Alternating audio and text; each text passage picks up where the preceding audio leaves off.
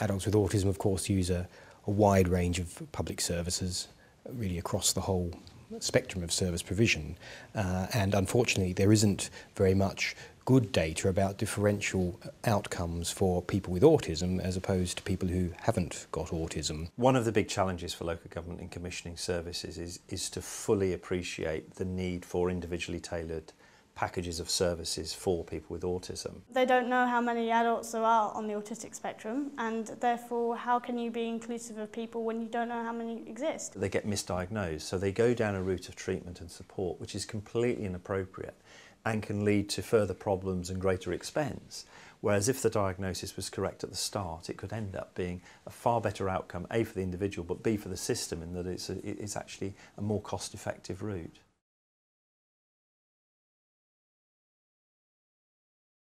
The needs of people on the spectrum tend to be very specific, and we know that outcome for any sort of difficulty is usually best if people are managed by experts. There is a wide range of bodies that have to come together to provide services in a tailored and intelligent way. You have to fully understand how their autism affects them and then tailor a package of care and support that will meet their needs specifically, because if you're at one place on the spectrum, the package of care you require could look very different to you being at another place on the spectrum. What works for one individual will be absolutely not what works for another. Many clients over the years who've been failed by pan-disability, non-specialist providers, and by the time they get to us, their confidence is at rock bottom because they have been referred to 2 programs, 3 programs previously, that because it hasn't been accessible to them, they haven't been able to complete, it hasn't been a success, they haven't accessed the workplace. It's very clear it is a disability, but it's not a disability that's particularly recognised, certainly not in the workplace. Clearly, if you're in a wheelchair or whatever, society has adapted, but they've not adapted for autism. And they're increasingly resigned to a life without work, so we have to spend the first few weeks picking them up off the floor. It's about steps towards employment, and I think what isn't being recognised enough is how long those steps take, but how valuable they are.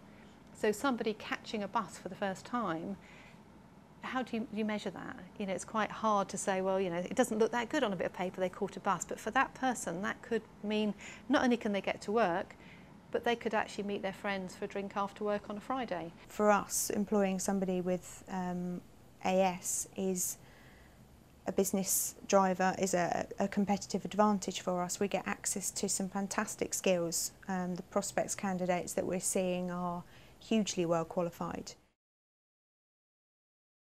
Without the passion of the staff and a service that is geared around the individual, I don't think you're going to do any more than going through the motions. It really is about listening to the individual and the carers and the people who know them best to try and match them with something. If we can just create the right environment for them to flourish, then we're getting, you know, amazing people to deliver amazing things for our business.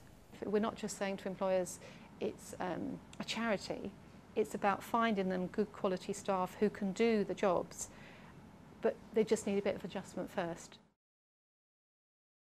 People who are working at BT who have sons or daughters or nieces, nephews on the spectrum, in the future know that actually there is a great chance that they will be employed in a corporate environment and have an opportunity to do well, because from what I understand from talking to other people, that is the biggest fear of parents.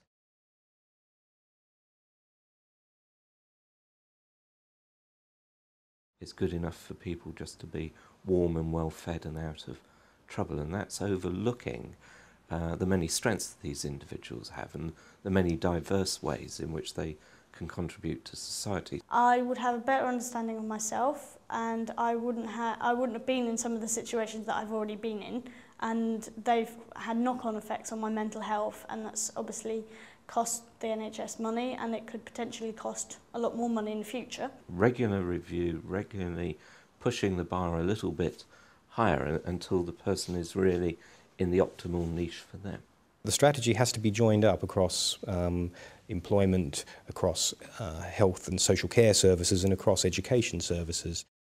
Financial benefits to individuals and to their families would come principally through more employment opportunities, both for people with autism and also for carers who are then able to spend more time themselves in work, as well as reduced family incidental costs. We've got a pattern here of dealing with people with all disabilities but also with autism, quite rightly as though they are partners and co-producers in the services that are delivered and put in place, and the services that they themselves commission with their individualised budgets, and I think that actually is the major trend for the future. The benefits are huge in purely monetary terms. It's that if people are in employment, they're paying taxes, they're not drawing benefits.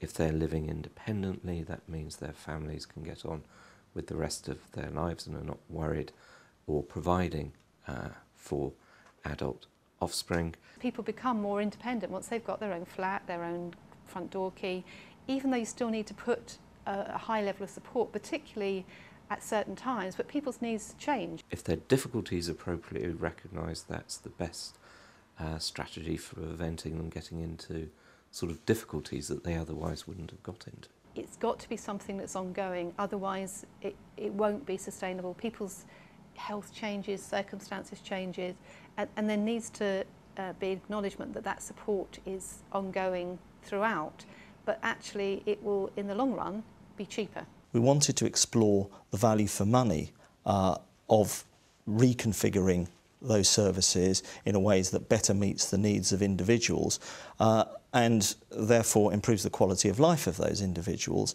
but in so doing actually identifying ways in which we think value for money savings can be achieved.